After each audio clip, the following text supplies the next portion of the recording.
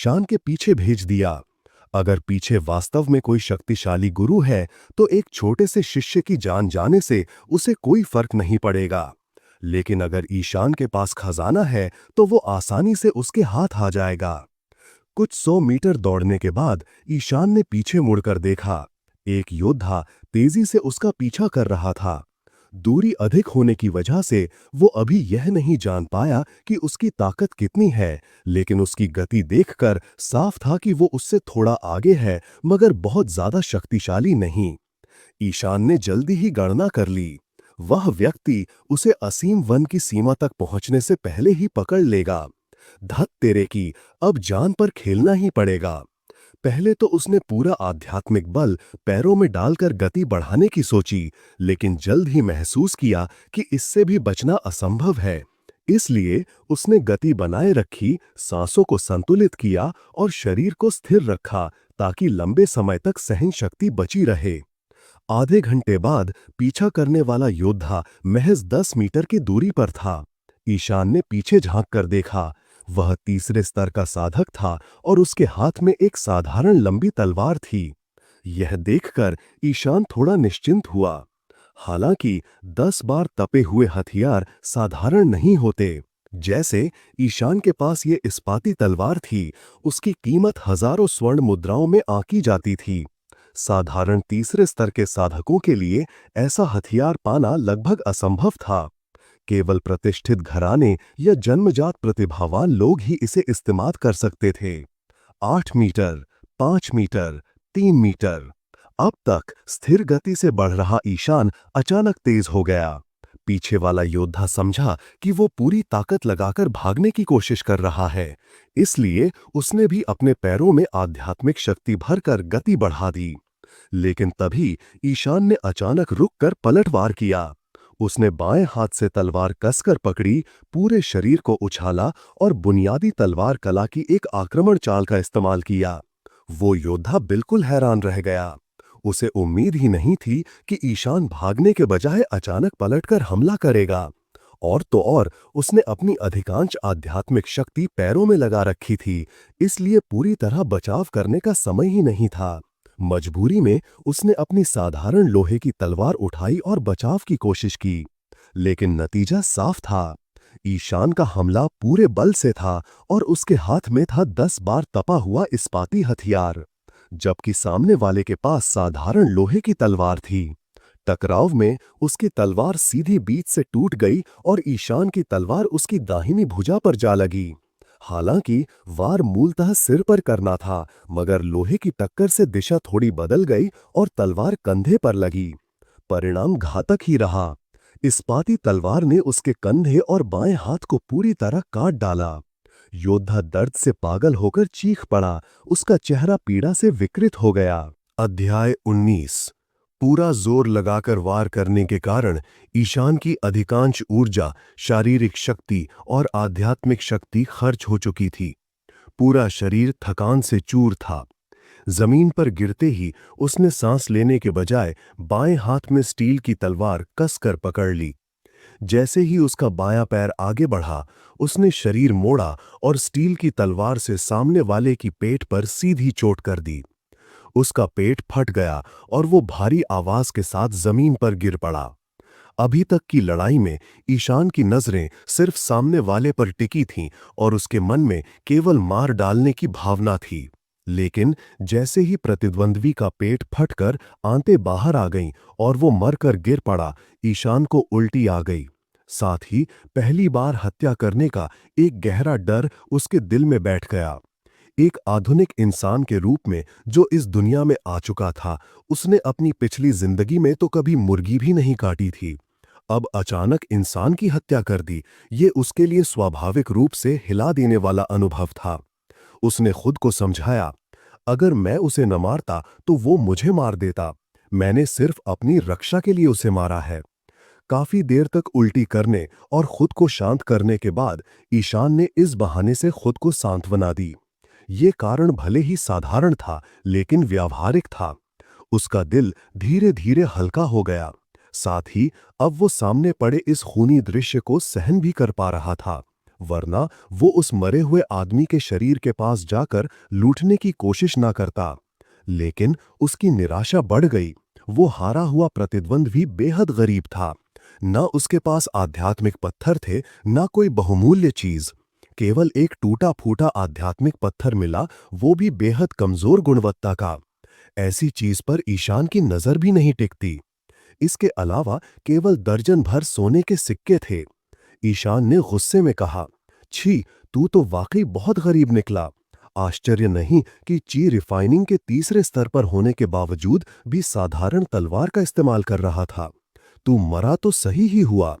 नाखुश होकर उसने शव पर थूक दिया, लेकिन तभी वो ठिठक गया, क्योंकि उसे महसूस हुआ कि वो कितनी जल्दी हत्या के माहौल में ढल गया है। कुछ मिनट पहले तक उसे उल्टी आ रही थी, और अब वो न केवल हत्या को स्वीकार कर चुका है, बल्कि सहज भाव से लूटपाट भी कर रहा है। उसके मन में एक सवाल कौंधा, क्या मेरे भीतर सचमुच हत्यारे बनने की प्रवृत्ति है? इस पर ज्यादा सोचने की हिम्मत उसने नहीं की, वरना ये मन ही मन उसे अंधकार में खींच ले जाता। उसने वहां और देर न करने का फैसला किया। लाश की अनदेखी करते हुए ईशान मुड़कर अनंत वन से बाहर निकलने लगा। अब उसकी अगली मंजिल थी 10वीं श्रेणी के राक्षसों का इलाका। उसकी शक्ति अब इतनी थी कि सावधानी बरतते हुए वो लगभग बिना बड़ी मुसीबत में पड़े उस क्षेत्र से निकल सकता था। धीरे धीरे शाम हो गई। ईशान सुबह 9वीं श्रेणी के राक्षसों की गुफा से निकला था, और अब रात होते होते अनंत वन से बाहर निकल चुका था। पीछे मुड़कर अनंत वन को देखते हुए उसके मन में आश्चर्य और भावनाएं उमड़ आईं। ये वन भले ही खतरों से भरा है, मौत कभी भी सामने आ सकती थी, लेकिन इन्हीं खतरों की वजह से मैं 1 महीने में अपनी मेरिडियन को सुधार सका और अपनी शक्ति को ची रिफाइनिंग के दूसरे स्तर तक बढ़ा पाया। इसे सोचकर उसका दिल गर्व से भर गया। अब 1 महीना बीत चुका था जब वो दवा दुकान छोड़कर आया था। उसका मन अब घर लौटने को बेताब था। उसने कदम तेज कर लिए और ल्यूलिन टाउन की ओर बढ़ चला। ल्यूलिन नगर भले ही नगर कहलाता था, लेकिन यहाँ की स्थायी आबादी 1 लाख से अधिक थी। रेस्टोरेंट, वेश्यालय, जुआघर और तमाम मनोरंजन स्थलों की रोशनी जगमगा रही थी। रात की जिंदगी यहाँ बेहद रंगीन थी। इतनी रोशनी देखकर ईशान को सचमुच मानव जगत में लौट आने का एहसास हुआ। उसकी नजर खाने पीने से भरे रेस्टोरेंटों पर गई, और वहां से आती स्वादिष्ट व्यंजनों और शराब की खुशबू ने उसे ललचा दिया। उसके मुंह में पानी आ गया। लेकिन जैसे ही उसने सोचा कि उसका परिवार उसके अचानक 1 महीने के गायब होने पर कैसी प्रतिक्रिया देगा और परिवार उसके लिए आगे क्या योजनाएं बनाएगा, उसका मन असमंजस में पड़ गया। पिछले 1 साल से वो ल्यूलिन नगर में रह रहा था। डर की वजह से उसने कभी नगर से बाहर कदम नहीं रखा था, बल्कि हर फुर्सत में नगर का कोना कोना घूम लिया था। इसलिए वो नगर के हर हिस्से से भली भांति परिचित था। जल्द ही वो ईशान परिवार की औषधि दुकान पर पहुंचा। परिचित साइन बोर्ड और इमारत देखकर उसका दिल उत्साह और घबराहट से भर गया। उसने मुख्य द्वार से न जाकर पश्चिमी तरफ के छोटे दरवाजे पर दस्तक दी। अंदर से आवाज आई, दुकान बंद हो चुकी है, कल आना। काफी देर तक कोई हलचल न सुनकर ईशान ने अधीर होकर कई बार दरवाजा खटखटाया। अंततः अंदर से एक अनजान आवाज आई। वो ना तो दुकानदार की थी, ना ही 5 गार्ड्स में से किसी की। ईशान ने तुरंत पुकारा, नमस्ते, मेरा नाम ईशान है, मैं यहीं का हूं, मुझे दुकानदार से मिलना है। उसकी पहचान सुनते ही अंदर अचानक सन्नाटा छा गया। फिर वो जानी पहचानी आवाज आई, दुकानदार की। अरे ओ बदमाश, ये तो ईशान है, जल्दी दरवाजा खोलो। आवाज के साथ ही लकड़ी का दरवाजा खुल गया और सफेद बालों वाले बूढ़े दुकानदार सामने आ गए। ईशान भावुक होकर बोला, दुकानदार जी, मैं लौट आया। 1 महीने से किसी से बातचीत न करने वाला ईशान अब अपने करीबी को देखकर बेहद उत्साहित हो गया। दुकानदार की आंखें भी भीग गईं। बस तुम सही सलामत लौट आए, यही बहुत है। ईशान से 1 साल का साथ बिताने के कारण दुकानदार का भी उससे गहरा लगाव हो गया था। फिर दुकानदार ने गंभीर स्वर में कहा, ईशान, परिवार वालों ने तो समझ लिया था कि तुम अनंत वन में मर गए हो, इसलिए उन्होंने एक और लड़के को यहाँ भेज दिया है, परिवार का दत्तक पुत्र। इतना कहकर उन्होंने बगल में खड़े एक नाखुश से लड़के की तरफ इशारा किया, फिर जोड़ा, वो अब तुम्हारा कमरा ले चुका है, फिलहाल तुम मेरे कमरे में चलो, मुझे तुमसे कुछ जरूरी बातें करनी है। ईशान को गुस्सा नहीं आया। उसे पता था कि अब जबकि वो दोबारा साधना कर सकता है और उसकी जन्मजात प्रतिभा असाधारण है, तो परिवार उसे जरूर वापस अपने मुख्यालय बुला लेगा। आगे उसे अपना पूरा ध्यान साधना पर ही लगाना है। उसने हामी भरी, ठीक है दुकानदार जी, मुझे भी आपसे बहुत कुछ कहना है। ये कहकर वो दुकानदार के साथ चल पड़ा। उसके पीछे खड़ा वो नया लड़का घृणा भरी निगाहों से उसे देख रहा था और बुदबुदाया, हूं, इसमें क्या खास बात है? आखिरकार तू वही निकम्मा है जो पहले साधना भी नहीं कर पाता था। अध्याय 20। ईशान ने उस लड़के की उकसावे भरी हरकत को नजरअंदाज कर दिया, क्योंकि वो जानता था कि भविष्य में उसका उस लड़के से कोई संबंध नहीं होगा। अगर वो इस समय पलटकर प्रतिक्रिया देता तो यह उसकी छोटी सोच और संकीर्ण मानसिकता दिखाता। जाओ तियन, मुझे बताओ, तुम पिछले 1 महीने कहाँ थे? दोनों के बैठने के बाद बूढ़े दुकानदार ने पहले उसे एक प्याला चाय दी और फिर धीरे धीरे पूछा। पहले से सोचे गए शब्दों के अनुसार ईशान ने पूरी कहानी विस्तार से बताई, खासकर ये कि उसे नाड़ी गोलियां, पल्स पिल्स कैसे मिलीं। ईशान किस तरह से ची ई लोंग के पीछा करने से बच निकला और कैसे उसने अनंत वन को पार किया, इन बातों पर दुकानदार ने ज्यादा ध्यान नहीं दिया। वो असल में इस बात से हक्का बक्का रह गया कि ईशान अब क्यूई परिशोधन के दूसरे स्तर तक पहुंच गया है। 1 महीने पहले जब ईशान अपने बड़े भाई ईशान फन और परिवार के साथ अनंत वन में औषधियां इकट्ठा करने गया था, तब दुकानदार को इसकी जानकारी थी, लेकिन कौन सी जड़ी बूटियां इकट्ठा करनी है यह वो नहीं जानता था। जब ईशान फन और अन्य लोग अनंत वन से लौटे और ल्यूलिन नगर पहुंचे, तो उन्होंने बस इतना कहा कि ईशान बाद में लौट आएगा और जल्दी जल्दी लूचेंग परिवार का मुख्यालय वापस चले गए। लेकिन जिसे बाद में आना था वह ईशान लगातार 3 दिनों तक नहीं लौटा। इसके बजाय गंभीर रूप से घायल हुसन टाइगर 3 दवा की दुकान पर अचानक आ गया। हुसन के बयान से दुकानदार को सारी सच्चाई का अंदाजा हो गया और ये भी कि ईशान भयंकर खतरे में है, जिसे बचाने के लिए तुरंत किसी शक्तिशाली व्यक्ति की जरूरत थी। इस आपात स्थिति में दुकानदार बेचैन तो हुआ, लेकिन कुछ कर नहीं सका, क्योंकि हुसन को भी किसी की देखभाल की जरूरत थी। ईशान, जो साधना नहीं कर सकता था, उसकी तुलना में शरीर प्रशिक्षण स्तर, बॉडी ट्रेनिंग स्टेज परिवार के लिए कहीं अधिक महत्वपूर्ण था। इसीलिए दुकानदार अपनी बेचैनी को मन में दबाकर बैठा रहा। 5 दिन बाद परिवार का एक वरिष्ठ आकर घायल हुसन को ले गया, लेकिन ईशान के बारे में किसी ने जिक्र तक नहीं किया। इस बात से दुकानदार बेहद असंतुष्ट हुआ, लेकिन परिवार के बुजुर्गों की सोच को वो बहुत अच्छे से समझता था। अगर ईशान की नसें टूटी ना होतीं और वो साधना करने योग्य होता, तो परिवार निश्चित रूप से उसे बचाने के लिए पूरा प्रयास करता, चाहे इसके लिए उन्हें राज परिवार से सीधी टक्कर ही क्यों न लेनी पड़ती। क्योंकि शीर्ष श्रेणी 8 टॉप ग्रेड 8 प्रतिभा वाला ईशान ही परिवार के भविष्य के उत्थान की उम्मीद था। परिवार का वरिष्ठ जब वापस गया, तब दुकानदार खुद अकेले अनंत वन में 1 दिन तक उसकी खोज करता रहा, लेकिन ईशान की छिपने की जगह इतनी गुप्त थी कि वह उसे ढूंढ नहीं पाया और मजबूरी में लौट आया। यही वजह थी कि जब उसने सुना कि ईशान न केवल अपनी टूटी हुई नसें पूरी तरह ठीक कर ली हैं, बल्कि सिर्फ 1 महीने में क्यूई परिशोधन के दूसरे स्तर पर पहुंच गया है, तो वह चौंक उठा। जाओ तियन, मुझे तुम्हारा शरीर ध्यान से जांचना होगा। वह ईशान की बातों पर शक नहीं कर रहा था, लेकिन स्वयं पुष्टि करना चाहता था, क्योंकि केवल व्यक्तिगत पुष्टि के बाद ही वह अगली योजना बना सकता था। कोई समस्या नहीं। 1 साल से भी अधिक समय से ईशान दुकानदार को अच्छी तरह जानता था। वह जानता था कि दुकानदार केवल परिवार के बारे में सोचता है, उसकी इच्छा सिर्फ यह पक्की करने की थी कि ईशान सचमुच फिर से साधना कर सकता है ताकि परिवार और मजबूत हो। जब दुकानदार की प्रबल आध्यात्मिक शक्ति उसके शरीर में प्रवेश की तो ईशान ये देखकर दंग रह गया कि जो बूढ़ा आदमी सामान्यतः कमजोर दिखता था,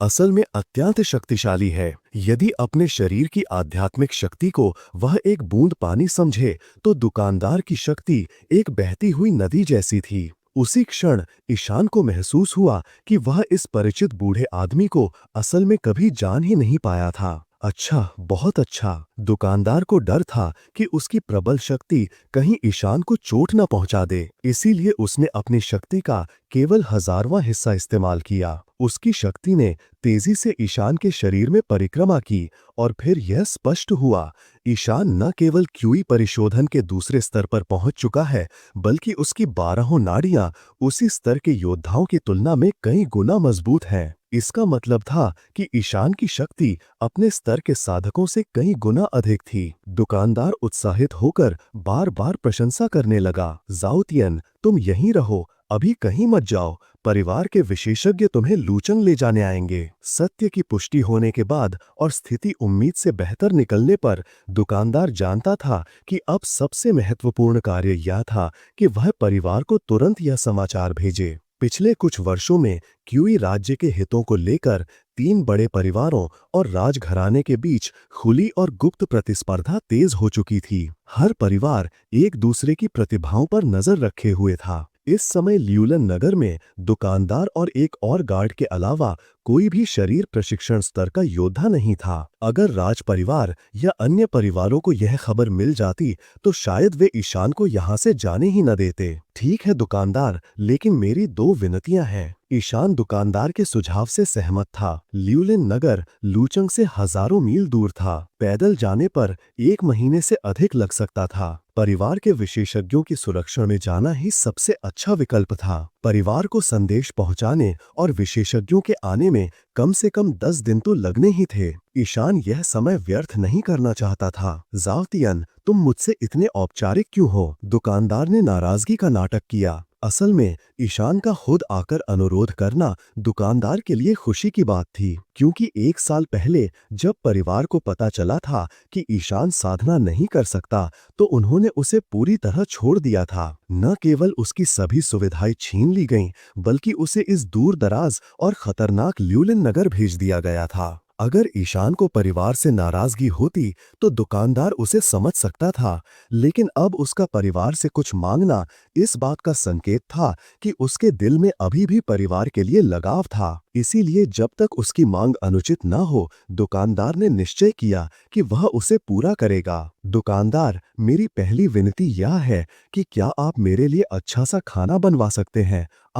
मैं 1 महीने तक अनंत वन की गुफा में रहा, दिन रात सिर्फ फल खाता रहा, पोषण की भारी कमी हो गई है। शुरुआत में ईशान को यह कहने में थोड़ी शर्म महसूस हुई, जैसे कि वह सिर्फ खाने का लालची है, लेकिन इस समय उसे सचमुच अच्छे भोजन की बेहद जरूरत थी। हाँ, जाओतियन, ये कोई विनती है। मैं अभी किसी को कहता हूँ कि तुम्हारे लिए शानदार दावत का इंतजाम करे। उसकी पहली विनती सुनकर परिपक्व और गंभीर दुकानदार भी हंसे बिना नहीं रह सका। दुकानदार, अब जबकि मैं साधना कर सकता हूँ, मुझे बहुत से संसाधनों की कमी है, खासकर साधना में मदद के लिए आत्म पत्थरों की। साधना करने के बाद परिवार में बच्चों को क्या-क्या सुविधाएं मिलती हैं, इस बारे में उसने कभी ध्यान नहीं दिया। इस वजह से उसे ये भी नहीं पता था कि परिवार उसकी पुनः साधना योग्यता के बाद उसे क्या देगा। इसीलिए उसने ज्यादा मांगने की हिम्मत नहीं की। जब दुकानदार ने उसकी दूसरी विनती सुनी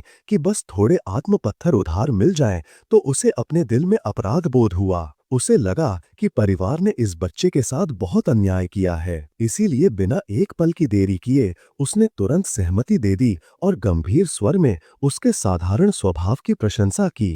Thank you for watching this video. Please like, comment, and subscribe for more videos.